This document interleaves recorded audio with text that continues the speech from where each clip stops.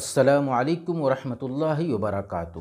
محترم ناظرین، آپ نے دیکھا ہوگا کہ بہت سارے لوگ نماز پڑھتے ہیں تو بہت جلدی مچاتے ہیں۔ وہ جلدی جلدی رکوع اور سجدہ کرتے ہیں اور اسی ہڑبڑاہٹ اور جلد بازی میں وہ اپنی نماز پوری کر لیتے ہیں۔ تو کیا اس طرح نماز پڑھنا جائز ہے؟ اگر کوئی اس طرح جلدی جلدی رکوع اور سجدہ کرے اور بغیر اطمینان کے وہ اپنی نماز مکمل کرے تو کیا اس کی نماز درست ہوگی یا نہیں؟ آج کی اس ویڈیو میں ہم اسی پر تھوڑی سی روشنی ڈالنے والے ہیں۔ محترم ناظرین، میں ارشد جمال اشرفی اور آپ دیکھ رہے ہیں ہمارا چینل دینی پیغام۔ ہمارا یہ چینل کتاب و سنت کی روشنی میں دین کی صحیح ترجمانی کرتا ہے۔ ہم دین کا یہ پیغام آپ تک پہنچا رہے ہیں، اب آپ دین کا یہ پیغام دوسروں کو شیئر کریں۔ محترم ناظرین، اگر کوئی شخص جلدی جلدی نماز پڑھتا ہے، رکوع اور سجدہ پورے طور پر ادا نہیں کرتا اور ہڑبڑی اور جلد بازی میں وہ نماز کے ارکان ادا کرتا ہے، تو ایسی صورت میں اس کی نماز درست ہے یا نہیں، وہ نماز اللہ کے نزدیک مقبول اور پسندیدہ ہے یا نہیں، اس سلسلے میں حدیث کی ایک روایت ہے جسے امام احمد بن حنبل رحمۃ اللہ تعالی علیہ نے نقل کیا ہے، اور حدیث کی یہ روایت صحیح بخاری اور صحیح مسلم میں بھی موجود ہے۔ حضرت ابو ہریرہ رضی اللہ تعالی عنہ بیان کرتے ہیں کہ ایک دن نبی صلی اللہ تعالی علیہ وسلم مسجد میں تشریف رکھتے تھے، اتنے میں ایک شخص مسجد میں داخل ہوا اور وہ آ کر نماز پڑھنے لگا۔ نماز سے فارغ ہونے کے بعد وہ آپ کی خدمت میں حاضر ہوا اور سلام پیش کیا، تو نبی صلی اللہ تعالی علیہ وسلم نے اس سے کہا کہ واپس جاؤ اور جا کر دوبارہ نماز پڑھو، کیونکہ تم نے صحیح نماز نہیں پڑھی ہے۔ وہ جاتا ہے اور جا کر دوبارہ نماز پڑھتا ہے۔ نماز سے فارغ ہونے کے بعد پھر وہ نبی صلی اللہ تعالی علیہ وسلم کی خدمت میں حاضر ہوتا ہے، سلام پیش کرتا ہے، لیکن اس مرتبہ بھی نبی صلی اللہ تعالی علیہ وسلم اس سے فرماتے ہیں کہ واپس جاؤ، پھر سے نماز پڑھو، کیونکہ تم نے نماز نہیں پڑھی۔ 3 مرتبہ ایسا ہوا تو اس شخص نے نبی صلی اللہ تعالی علیہ وسلم سے عرض کیا کہ اس ذات کی قسم جس نے آپ کو حق کے ساتھ بھیجا،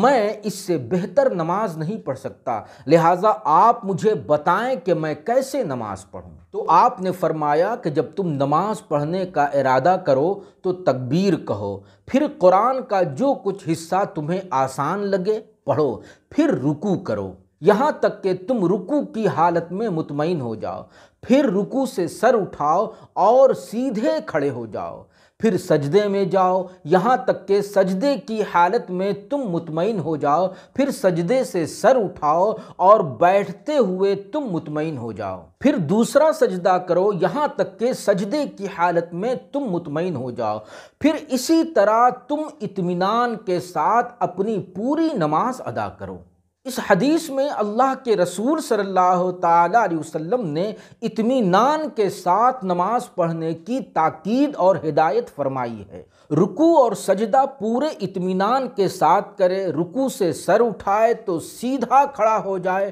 اور سجدے سے سر اٹھائے اور 2 سجدوں کے درمیان جو بیٹھنا ہوتا ہے تو اس بیٹھنے کی حالت میں بھی اطمینان ہو۔ اگر کوئی بغیر اطمینان کے جلد بازی میں نماز پڑھتا ہے جیسا کہ اس شخص نے نماز پڑھی، تو اللہ کے رسول صلی اللہ تعالی علیہ وسلم نے یہ واضح کر دیا کہ بغیر اطمینان کے جلد بازی میں ہڑبڑاہٹ میں پڑھی جانے والی نماز مکمل نماز نہیں ہے، وہ نماز دوبارہ پڑھنی ہوگی۔ اب یہاں پہ ایک چیز یہ بھی سمجھنے کی ہے کہ وہ اطمینان کی حالت کتنی ہونی چاہیے، اطمینان کی مقدار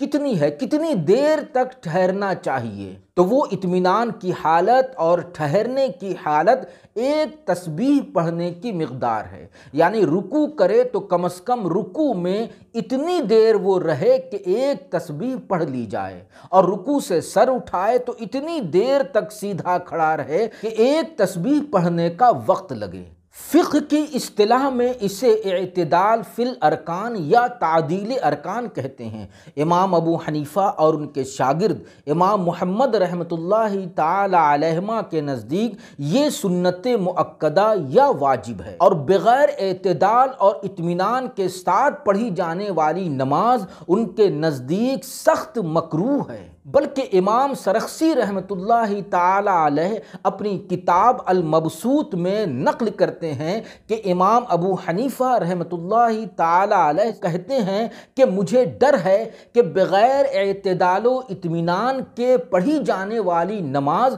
جائز ہی نہ ہو، اور فقہائے احناف اس اعتدال اور اطمینان کی حالت کو نماز کے لیے واجب قرار دیتے ہیں۔ یعنی اگر کسی نے بغیر اعتدال و اطمینان، بغیر تعدیل ارکان، جلدی اور ہڑبڑی میں نماز پڑھی تو اسے سجدہ سہو کرنا ہوگا، اور اگر وہ سجدہ سہو نہیں کرے گا اور اسی طرح اپنی نماز پوری کر لے گا تو اس کی نماز نہیں ہوگی، اسے دوبارہ نماز پڑھنی ہوگی۔ والسلام علیکم ورحمۃ اللہ۔